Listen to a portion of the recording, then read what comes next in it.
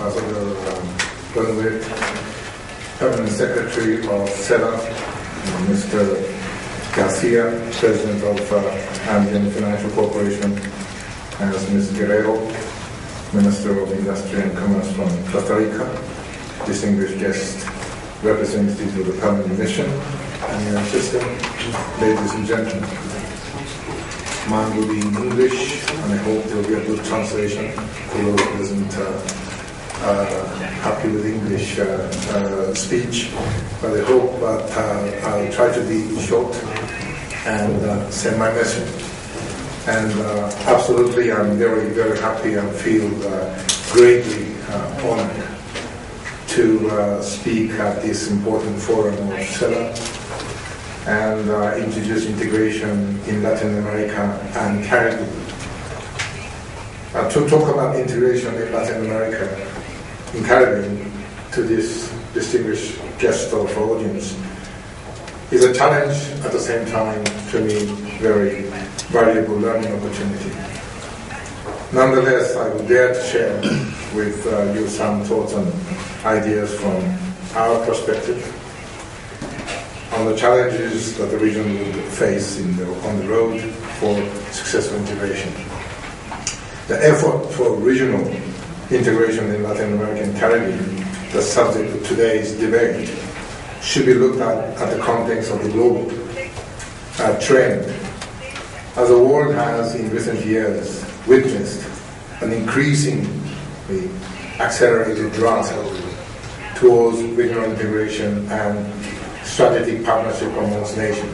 The EU is leading it, but I wish to take note of some ongoing effort in Africa, Asia, Middle East, and which is gaining a renewed momentum. However, ladies and gentlemen, it is heartening and very encouraging to know that both Andean Community of Nations, which was founded in 1969, and Mercosur in 1991, aimed at creating a common free trade area. In 2008, 12 heads of state agreed to establish UNASUR, Union of South American Nations, absorbing 2 custom unions of Andean Community of Nations and Mercosur, with 3 additional members, Guyana, Suriname, Venezuela. I understand this fledgling union is planning to have a common defense, harm, passport, currency, and integrating 388 million people with total combined GDP of $4 trillion into a single market by 2014. Great vision. What has been achieved so far is already remarkable, I believe. The realization of it would be extraordinary in the history of Latin America and, of course, of the world. On the other side of the Pacific, progress is well underway in Asia.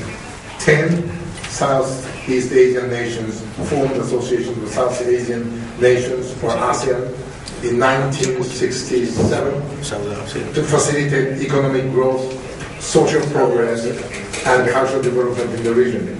Since its formation in 1967, ASEAN walked a long way. Their founding principle guided the association, namely mutual respect for independence and sovereignty, territorial integrity, national identity, non-interference in domestic affairs, settlement of disputes through peaceful means. In the year of 40th anniversary, or in 2007, they agreed in Cebu, the Republic of Philippines, to accelerate the integration of ASEAN and establish integrated ASEAN community by 2015, based on 3 pillars: political, security, economy, and social cultural integration. Mr. Pittsburgh, former foreign minister of Thailand, was appointed Secretary General of ASEAN under the new charter of 2008 to operationalize the common legal system and facilitate the integration process by 2015. And this is a market with 600 million people with GDP far less than South America. It's $1.8 trillion US. While not attempt to compare the two, fledgling integration model, I would like to bring to you a notice of very interesting differences in trend between Asia and Latin America and Caribbean, in the share and trend of the medium to high technology value addition in manufacturing sector.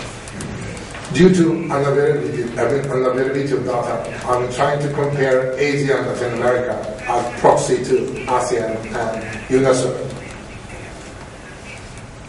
Going back to the subject of widening differences I mentioned earlier, in the share of medium and high-tech manufacturing, which include chemicals, machinery equipment, electrical machinery, radio, TV, communication equipment, medical and precision and optical instrument, motor vehicles, and other transport vehicles. The difference is widening between the two regions, ASEAN, Asia, and Latin America. In mid-60s, when the share of medium to high technology manufacturing in both regions was same. Currently, Asia is leading. And the share in Asia is 50%, while Latin America and Caribbean, the figure is 20%. In resource-based manufacturing, food and beverage, tobacco, wood, paper, refined petrol and coke, rubber and plastic, glass and basic metals, you observe the declining trend in Asia, while in Latin America remains more or less the same over the 3 decades, at around 65%. In Asia, the figure has dropped from 45% to 30% during the same period. The share of low technology manufacturing, textile, apparel, leather, publishing and printing, fabricated metal and furniture has been steadily declining in both regions. There are differences and similarities between the regions, and they will continue to be there. But it is important to learn lessons from others, as in the backdrop of successful industrialization. There is a lot of learning by government, private sector, people. With its, I believe, the Latin America and Caribbean, with its common cultural background, availability of natural resources, energy resources, water, educated human resources with relatively high income and fertile agriculture, land, should and can achieve a better integration of economies and, in particular, of its productive sector, no doubt about it. However, ladies and gentlemen, you also need to recognize and learn that the best practices that are available in a number of critical areas, such as poverty reduction. China managed to reduce poverty by 300 million since 1990. In a relatively short time, poverty reduction has legitimized the integration and gained popular support in the Asian region. Let us recognize that the level of inequality in Latin America region is still rising. According to the World Bank data, 16 countries of Latin America and Caribbean, there are more than 30 countries in the world with highest inequality ratio. How was it done there? In Asia? How about the investment front? A huge investment has been and are being made in infrastructure in the region for integration. In the level of the investment output, the physical means of communication counts a lot in regional integration effort. Please allow me to share with you some couple more challenges. The recent event in the international media called Arab Spring. People from Arab doesn't like calling it Arab Spring, because if people have an Arab Spring, you have an Arab winter. So they prefer to call it Arab Awakening, but I prefer to because it's a popular term. And in fact, prompting countries in other regions to look closely to its vicinity to reflect on issues that are associated with Arab Spring. In Arab Spring, an expansion of the desire for good governance, justice,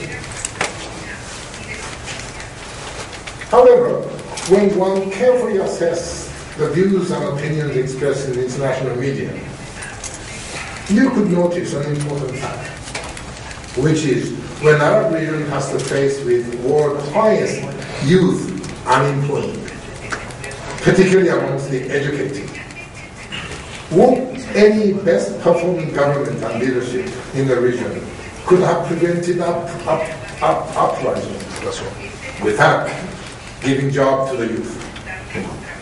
Would a political debate ease the youth unemployment? As you know, the youth population is bulging throughout the developing world. Last month, I was participating in a first Arab Youth Employment Conference in Beirut, Lebanon, which was organized by UNIDA. Youth entrepreneurs from 35 Arab and North African countries participated in the meeting and talked business. Interestingly, no one talked politics or Arab Spring. Some participants were from Tunisia, Libya, Egypt. Despite political differences that prevail in those countries, youth entrepreneurs focus on business, establish private business relationship and network with others from the region. They are creating jobs by themselves, and the government of Lebanon, in collaboration with other nations in the Arab region, is facilitating that. What was interesting was that the youth gathered at the first Arab Youth Employment Conferences has embarked what ASEAN called the third track integration, where private sector plays an important role in developing regional value chains, contributing to the regional integration in parallel to the effort of its government. In Latin America, the government of Mexico is something similar, and now organizing an annual small and medium-scale enterprises week, inviting SMEs throughout the country and promoting SMEs. We already have visions in UNASUR. Assuming there will be a strong political will, I'm certain the effort for operationalizing UNASUR will be surely a reality in the near future. The second, ladies and gentlemen, and the last addition is energy. Both in ASEAN and UNASUR, energy integration became a high priority focus, which promote energy access, efficiency, security with decentralized renewables, and promoting green industry, a growth driver we believe in the future. We won't elaborate now, as I understand tomorrow, cooperation with our colleagues of Green Economy Department from OECD and SELA will be holding a seminar to initiate a consultation. I'm happy to see that this challenge-rich debate at the UNIDO General Conference in Vienna, 30th November, which I understand that Ms. Guerrero is going to participate in that particular gathering. Ladies and gentlemen, UNIDO is ready to become a partner to the region to support your endeavors. We can support you and facilitate and transfer of best practices to find some technical solutions which are successfully applied in other countries. We are ready to strengthen our cooperation with regional institutions like SELA to work in developing policy choices, organizing global forums to develop consensus in the region, in strengthening the productive sector and developing value chains with our technical services package. With this, ladies and gentlemen, I thank you for your attention and look forward to your continued dialogue with you.